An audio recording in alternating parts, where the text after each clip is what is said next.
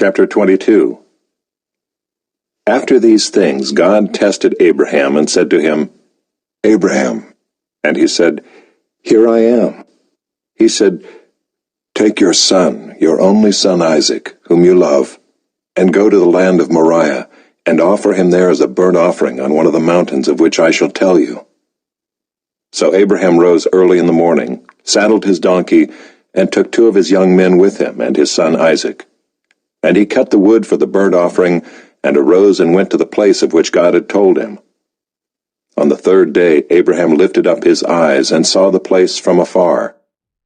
Then Abraham said to his young men, "Stay here with the donkey. I and the boy will go over there and worship and come again to you." And Abraham took the wood of the burnt offering and laid it on Isaac his son. And he took in his hand the fire and the knife. So they went both of them together. And Isaac said to his father Abraham, "My father." And he said, "Here I am, my son." He said, "Behold the fire and the wood, but where is the lamb for a burnt offering?" Abraham said, "God will provide for himself the lamb for a burnt offering, my son." So they went both of them together. When they came to the place of which God had told him, Abraham built the altar there, and laid the wood in order, and bound Isaac his son, and laid him on the altar on top of the wood. Then Abraham reached out his hand, and took the knife to slaughter his son. But the angel of the Lord called to him from heaven, and said, "Abraham, Abraham." And he said, "Here I am." He said, "Do not lay your hand on the boy, or do anything to him. For now I know that you fear God, seeing you have not withheld your son, your only son, from me." And Abraham lifted up his eyes and looked, and behold, behind him was a ram, caught in a thicket by his horns. And Abraham went and took the ram, and offered it up as a burnt offering instead of his son. So Abraham called the name of that place, "The Lord will provide." As it is said to this day, "On the mount of the Lord it shall be provided." And the angel of the Lord called to Abraham a second time from heaven, and said, "By myself I have sworn, declares the Lord, because you have done this and have not withheld your son, your only son, I will surely bless you, and I will surely multiply your offspring as the stars of heaven, and as the sand that is on the seashore. And your offspring shall possess the gate of his enemies, and in your offspring shall all the nations of the earth be blessed, because you have obeyed my voice." So Abraham returned to his young men, and they arose and went together to Beersheba. And Abraham lived at Beersheba. Now after these things it was told to Abraham, "Behold, Milcah also has borne children to your brother Nahor, Uz his firstborn, Buz his brother, Kemuel the father of Aram, Kesed, Hazo, Pildash, Jidlaph, and Bethuel. Bethuel fathered Rebekah. These 8 Milcah bore to Nahor, Abraham's brother. Moreover his concubine, whose name was Reumah, bore Tebah, Gaham, Tahash, and Maacah. Chapter 23. Sarah lived 127 years. These were the years of the life of Sarah. And Sarah died at Kiriath Arba, that is Hebron, in the land of Canaan. And Abraham went in to mourn for Sarah, and to weep for her. And Abraham rose up from before his dead, and said to the Hittites, "I am a sojourner and foreigner among you. Give me property among you for a burying place, that I may bury my dead out of my sight." The Hittites answered Abraham, "Hear us, my lord, you are a prince of God among us. Bury your dead in the choicest of our tombs. None of us will withhold from you his tomb to hinder you from burying your dead." Abraham rose and bowed to the Hittites, the people of the land. And he said to them, "If you are willing that I should bury my dead out of my sight, hear me and entreat for me Ephron the son of Zohar, that he may give me the cave of Machpelah which he owns. It is at the end of his field. For the full price let him give it to me in your presence as property for a burying place." Now Ephron was sitting among the Hittites, and Ephron the Hittite answered Abraham in the hearing of the Hittites, of all who went in at the gate of his city, "No, my lord, hear me. I give you the field, and I give you the cave that is in it. In the sight of the sons of my people I give it to you. "Bury your dead." Then Abraham bowed down before the people of the land, and he said to Ephron in the hearing of the people of the land, "But if you will, hear me. I give the price of the field. Accept it from me, that I may bury my dead there."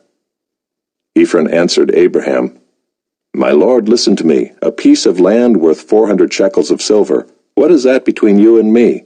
Bury your dead." Abraham listened to Ephron, and Abraham weighed out for Ephron the silver that he had named in the hearing of the Hittites, 400 shekels of silver, according to the weights current among the merchants. So the field of Ephron in Machpelah, which was to the east of Mamre, the field with the cave that was in it and all the trees that were in the field throughout its whole area, was made over to Abraham as a possession in the presence of the Hittites, before all who went in at the gate of his city. After this, Abraham buried Sarah his wife in the cave of the field of Machpelah east of Mamre, that is Hebron, in the land of Canaan. The field and the cave that is in it were made over to Abraham as property for a burying place by the Hittites.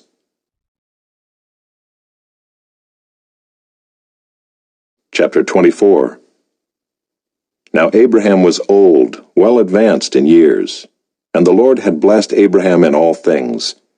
And Abraham said to his servant, the oldest of his household, who had charge of all that he had, "Put your hand under my thigh, that I may make you swear by the Lord, the God of heaven and God of the earth, that you will not take a wife for my son from the daughters of the Canaanites among whom I dwell, but will go to my country and to my kindred, and take a wife for my son Isaac."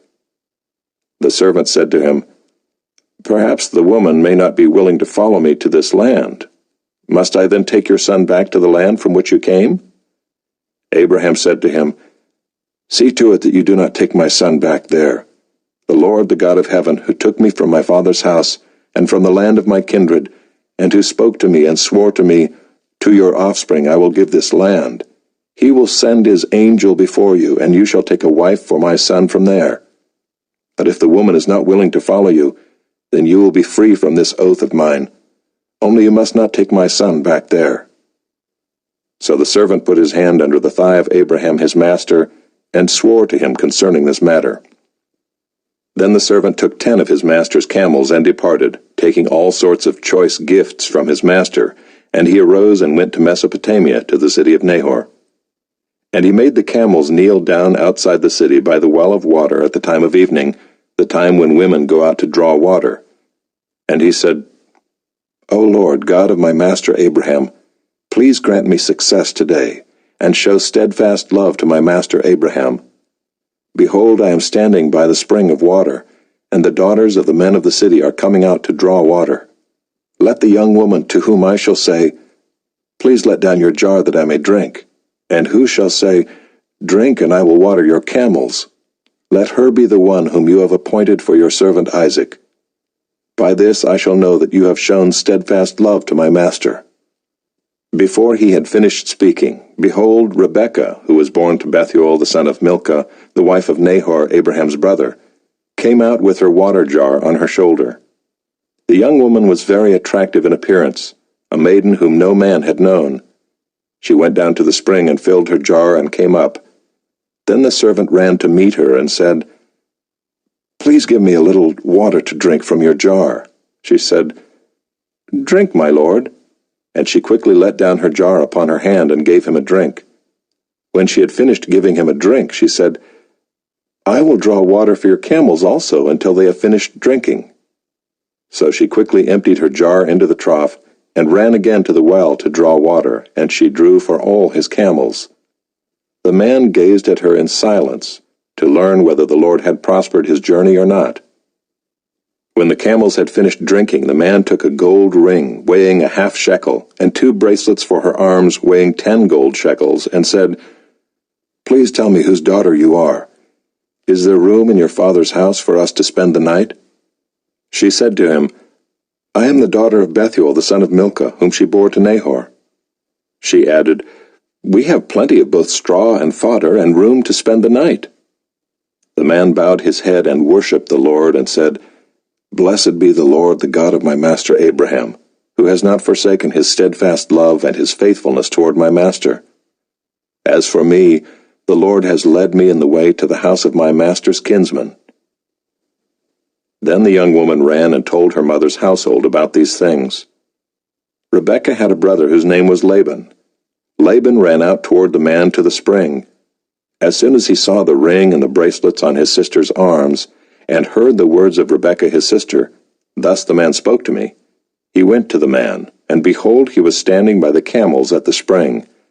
He said, "Come in, O blessed of the Lord. Why do you stand outside? For I have prepared the house and a place for the camels." So the man came to the house and unharnessed the camels, and gave straw and fodder to the camels, and there was water to wash his feet and the feet of the men who were with him. Then food was set before him to eat, but he said, "I will not eat until I have said what I have to say." He said, "Speak on." So he said, "I am Abraham's servant. The Lord has greatly blessed my master, and he has become great. He has given him flocks and herds, silver and gold, male servants and female servants, camels and donkeys. And Sarah, my master's wife, bore a son to my master when she was old, and to him he has given all that he has. My master made me swear, saying, 'You shall not take a wife for my son from the daughters of the Canaanites in whose land I dwell, but you shall go to my father's house and to my clan, and take a wife for my son.' I said to my master, 'Perhaps the woman will not follow me.' But he said to me, 'The Lord before whom I have walked will send his angel with you and prosper your way. You shall take a wife for my son from my clan and from my father's house. Then you will be free from my oath when you come to my clan. And if they will not give her to you, you will be free from my oath.' I came today to the spring and said, 'O Lord, the God of my master Abraham, if now you are prospering the way that I go, behold, I am standing by the spring of water. Let the virgin who comes out to draw water, to whom I shall say, "Please give me a little water from your jar to drink," and who will say to me, "Drink, and I will draw for your camels also," let her be the woman whom the Lord has appointed for my master's son.' Before I had finished speaking in my heart, behold, Rebekah came out with her water jar on her shoulder, and she went down to the spring and drew water. I said to her, 'Please let me drink.' She quickly let down her jar from her shoulder and said, 'Drink, and I will give your camels drink also.' So I drank, and she gave the camels drink also. Then I asked her, 'Whose daughter are you?' She said, 'The daughter of Bethuel, Nahor's son, whom Milcah bore to him.' So I put the ring on her nose and the bracelets on her arms. Then I bowed my head and worshipped the Lord, and blessed the Lord, the God of my master Abraham, who had led me by the right way to take the daughter of my master's kinsman for his son. Now then, if you are going to show steadfast love and faithfulness to my master, tell me, and if not, tell me, that I may turn to the right hand or to the left." Then Laban and Bethuel answered and said, "The thing has come from the Lord. We cannot speak to you bad or good. Behold, Rebekah is before you. Take her and go, and let her be the wife of your master's son, as the Lord has spoken." When Abraham's servant heard their words, he bowed himself to the earth before the Lord. And the servant brought out jewelry of silver and of gold and garments, and gave them to Rebekah. He also gave to her brother and to her mother costly ornaments. And he and the men who were with him ate and drank, and they spent the night there. When they arose in the morning, he said, "Send me away to my master." Her brother and her mother said, "Let the young woman remain with us a while, at least 10 days. After that she may go." But he said to them, "Do not delay me, since the Lord has prospered my way. Send me away, that I may go to my master." They said, "Let us call the young woman and ask her." And they called Rebekah and said to her, "Will you go with this man?" She said, "I will go." So they sent away Rebekah their sister and her nurse, and Abraham's servant and his men. And they blessed Rebekah and said to her, "Our sister, may you become thousands of 10,000s, and may your offspring possess the gate of those who hate him." Then Rebekah and her young women arose and rode on the camels and followed the man. Thus the servant took Rebekah and went his way. Now Isaac had returned from Beer-lahai-roi and was dwelling in the Negeb. And Isaac went out to meditate in the field toward evening. And he lifted up his eyes and saw, and behold, there were camels coming. And Rebekah lifted up her eyes, and when she saw Isaac, she dismounted from the camel and said to the servant, "Who is that man walking in the field to meet us?" The servant said, "It is my master." So she took her veil and covered herself, and the servant told Isaac all the things that he had done. Then Isaac brought her into the tent of Sarah his mother, and took Rebekah, and she became his wife, and he loved her. So Isaac was comforted after his mother's death.